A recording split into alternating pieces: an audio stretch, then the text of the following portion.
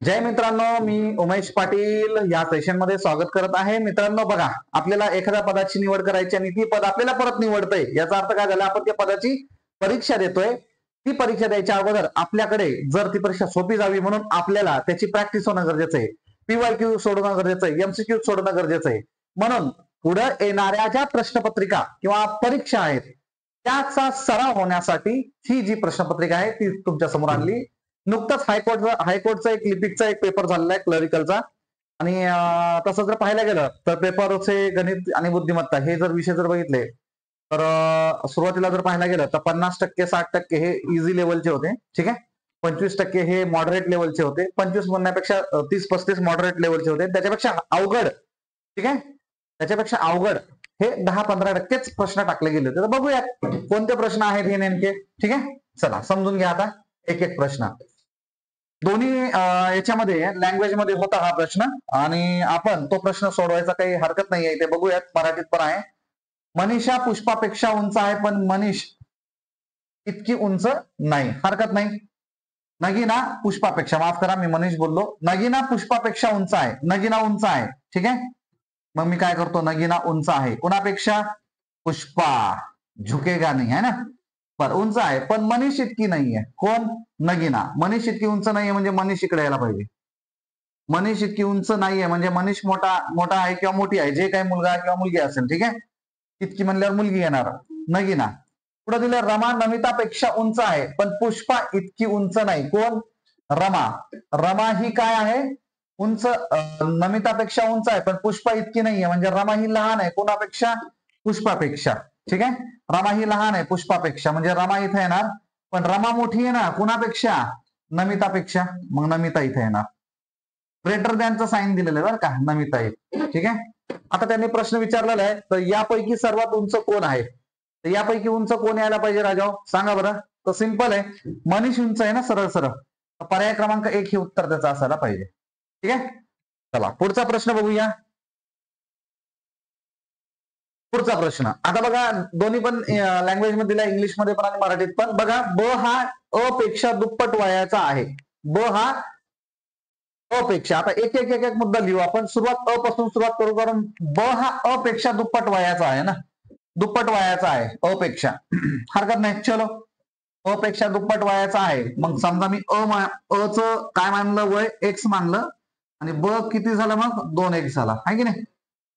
अ पेक्षा दुप्पट वयाचा कोण आहे? ब आहे. मग आता दुप्पट वयाचा कोण आहे? अ पेक्षा. एक्स मानलं, इकडे 2x आला. पुढचा मुद्दा दिलाय, परंतु फ पेक्षा दुप्पट लहान आहे.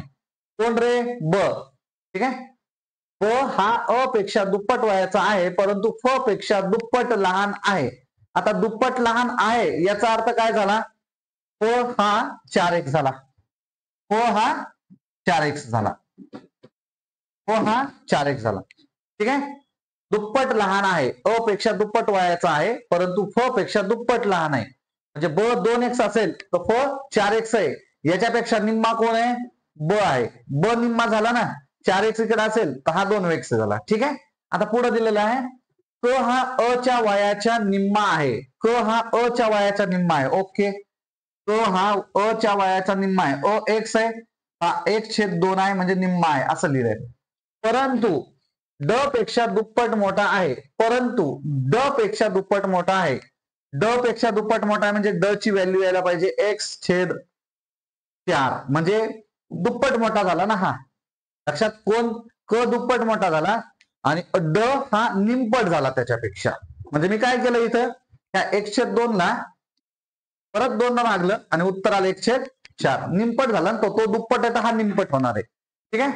आता प्रश्न काय विचारलेला आहे, तर दुसरा सर्वात मोठा कोण? दुसरा सर्वात मोठा कोण? आता बघ, दुसरा सर्वात मोठा.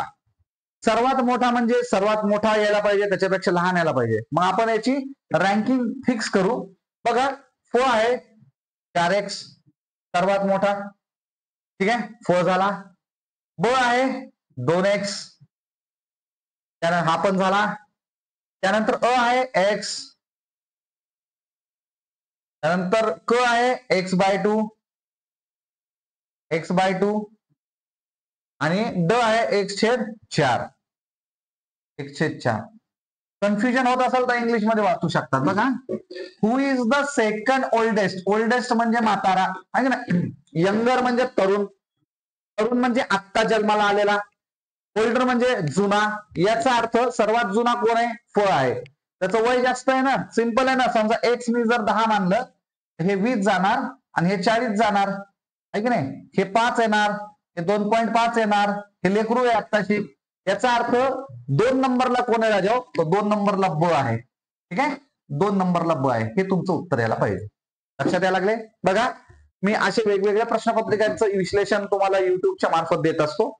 माझं स्वतःचं एक ऍप पण आहे. तुम्ही ते ऍप पण डाउनलोड करू शकता.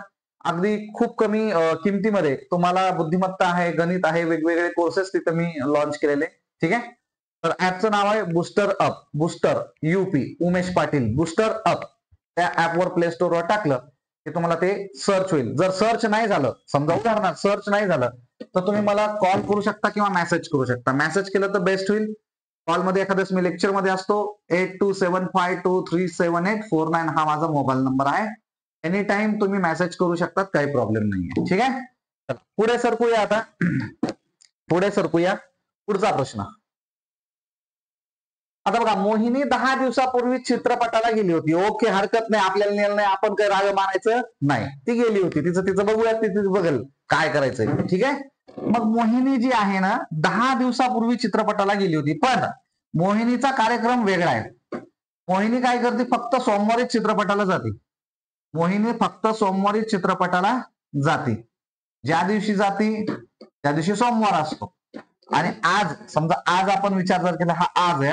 आज त्यांनी काय सांगितलंय? 10 दिवसापूर्वी गेली होती, म्हणजे -10 -10. ठीक आहे. मग त्यांनी प्रश्न काय विचारला? आज आठवड्याचा कोणता दिवस आहे? तर सिंपल आहे. या 10 ला 7 न भाग द्यायचा. म्हणजे या सोमवारपासून 10 दिवस पुढे टाकावं लागेल ना. +10 करावं लागेल ना राजा. 10 दिवस पुढे करण्यापेक्षा 7 न भाग देऊ आपण. 7 × 7 7 × 7 उरले किती रे? 3 उरले. तर 10च्या जागी +3 करा. म्हणजे सोमवारपासून +3 करू शकतात. मंगळवार, बुधवार, गुरुवार. आज काय आहे? तर आज गुरुवार आहे. पर्याय क्रमांक 2 ब हे त्याचं उत्तर यायला पाहिजे. लक्षात यायला लागले. अतिशय सोपे सोपे प्रश्न असतात. फक्त लॉजिकल आहे. विचारपूर्वक तुम्हाला त्या प्रश्नांची उत्तर द्यावे लागतात. लक्षात ठेवा. ठीक आहे. पुढे सरकू आता. पुढे सरकू. प्रश्न क्रमांक 44. बी सेट आहे हा. ठीक आहे. बी सेट आहे. प्रश्न क्रमांक 44. यस. आता बघा, a man walks 1 kilometre towards east. आता हे इंग्लिश मध्ये झालंय. आपलं इंग्लिशचं लय वांद आहे. त्यामुळे टेन्शन घ्यायचं काम नाहीये. आपण इंग्लिशला हात लावायचं नाही. आपण खाली यायचं आणि मराठीत वाचायचं.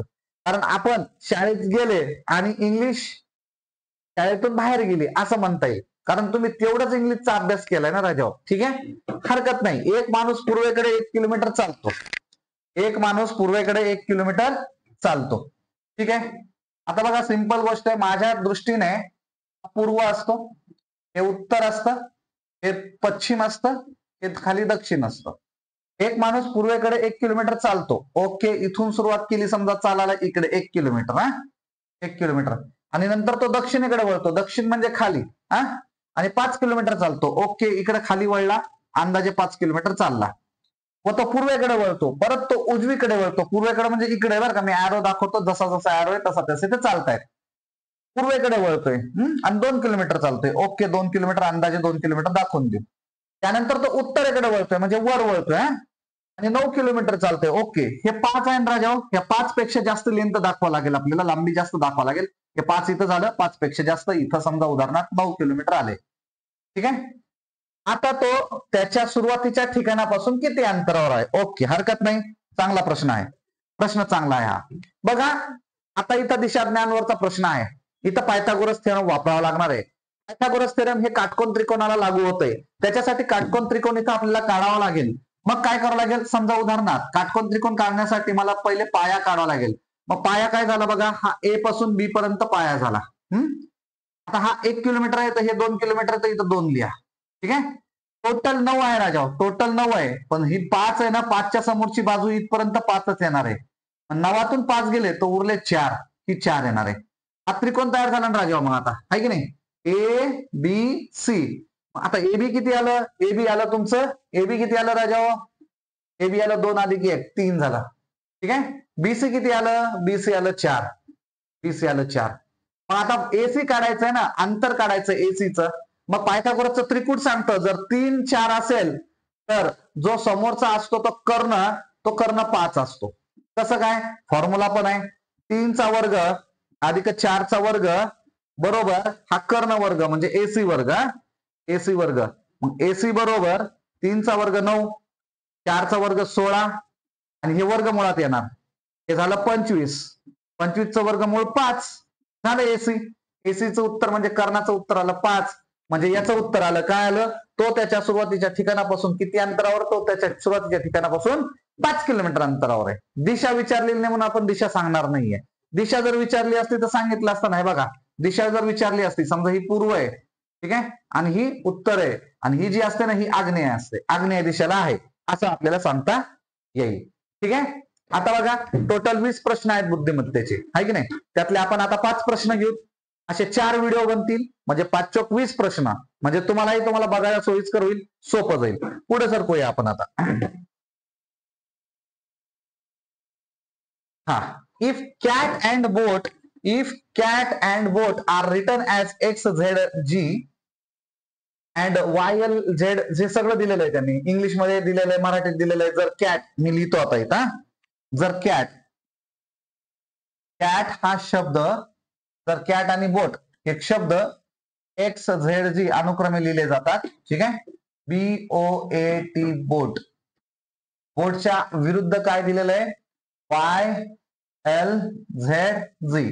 आता बघा माझ्या अनुभवानुसार मी पटकन उत्तर काढू शकतो. त्याच्या मागचं कारण मी शिकवतो, माझं पाठांतर झालेलं आहे, तुमचे पाठांतर व्हायला पाहिजे. त्याच्यासाठी एक कन्सिस्टन्सी महत्वाची गोष्ट आहे आणि योग्य मार्गदर्शकाकडून शिकणं गरजेचं आहे. योग्य मार्गदर्शक तुम्ही ठरवा की कोण आहे. युट्यूबवर भरपूर मार्गदर्शक आहेत, त्यातलं तुम्ही ठरवायचं आहे. ठीक आहे. आता बघा सिंपल गोष्ट आहे, मला बघितलं समजलं की अपोजिट मधले आहेत, विरुद्ध मधले आहेत. विरुद्ध मधले आहेत म्हणजे नेमके कोणते विरुद्ध मधले आहेत? बघा ABC डॅश डॅश डॅश हा M आहे, M च्या विरुद्ध N आहे, डॅश डॅश डॅश XYZ. बघा C च्या विरुद्ध X आहे, करेक्ट आहे? हो आहे सर, आहे ना, C च्या विरुद्ध X आहे. A च्या विरुद्ध Z आहे, हो आहे, A च्या विरुद्ध Z आहे, इथं पण A च्या विरुद्ध Z आहे. ठीक आहे. T च्या विरुद्ध G आहे, हो आहे. लिहून बघा एकदा, हे लिहिल्यानंतर तुम्हाला कळेल की बाबा विरुद्ध आहे का नाही आहे म्हणून. ठीक आहे. मग असंच B च्या विरुद्ध Y आहे, L च्या विरुद्ध O आहे, A च्या विरुद्ध Z आहे, T च्या विरुद्ध Z आहे. तुम्ही म्हणणार मास्तर हे पाठांतर करायचं का? तर येस, पाठांतर करायचंय. माझ्या बॅच मध्ये मी डायरेक्ट शिकवत असतो पाठांतर कसं करायचंय, याची शॉर्टकट ट्रिक्स आहे. इथं थोडीशी शॉर्टकट ट्रिक्स तुम्हाला सांगतो मी. काय शॉर्टकट ट्रिक्स आहे बघा? तर बघ, C च्या विरुद्ध X आहे, CNX आहे, लक्षात ठेव बाप्पू. हा, A च्या विरुद्ध Z आहे, A to Z असं म्हणतो आपण, आहे की नाही? G च्या विरुद्ध T आहे, GST किंवा GT रोड म्हणतो किंवा ग्रँड ट्रंक रोड म्हणतो किंवा गुजरात टायटन बोलतो ना बापू. लक्षात ठेवायची ही ट्रिक्स आहे. आता पुढे BOY बॉय, आहे की नाही, आणि O च्या विरुद्ध L, आहे की नाही. आता O च्या विरुद्ध L कसं लक्षात ठेवायचं? तर बघा L च्या विरुद्ध O, V च्या विरुद्ध E, आहे की नाही, V च्या विरुद्ध E, L च्या विरुद्ध O. लव, आईचं प्रेम, वडिलाचं प्रेम, बापाचं प्रेम, माईचं प्रेम, सगळ्यांचं प्रेम, आहे की नाही. तसं ते लक्षात ठेवायचंय. A to Z आलं, परत GT आलं, म्हणजे काय झालं? विरुद्ध आहे. हे माझ्या बॅच मध्ये शिकवलं जातं. तसंच इथं मॅप दिलेला आहे, मॅप. मॅपला विरुद्ध काय बघा आता? मॅन झालं, मॅप. ठीक आहे. आता बघा M च्या विरुद्ध N, मनमोहन सिंग आणि नरेंद्र मोदी. मनमोहन सिंग आणि नरेंद्र मोदी असे दोन आपल्याला पुरुष लाभलेले आहेत आपल्या भारताला. A च्या विरुद्ध Z आणि P च्या विरुद्ध PK, है की नाही. पिक्चरचं नाव PK, लक्षात ठेवा. या पद्धतीने याचं उत्तर आलं पाहिजे NZK. समजायला? चलो, म्हणजे बघा नॉर्मली हे 5 प्रश्न झालेत. पुढचा जो भाग येईल त्याच्यामध्ये 5 प्रश्न असतील. जर तुम्ही पाहिला नसेल तर नक्की तो पुढचा भाग पण पहा. मागचे पण बरेचसे भाग आहेत ते पहा. माझ्या चॅनलला सबस्क्राईब करा, शेअर करा, म्हणजे वेळोवेळी येणारे महत्वाचे प्रश्न, शॉर्टकट ट्रिक्स तुमच्यापर्यंत पोहोचतील. ठीक आहे. तर ह्या नोटवर मी थांबत आहे, तुमची रजा घेत आहे. जय हिंद.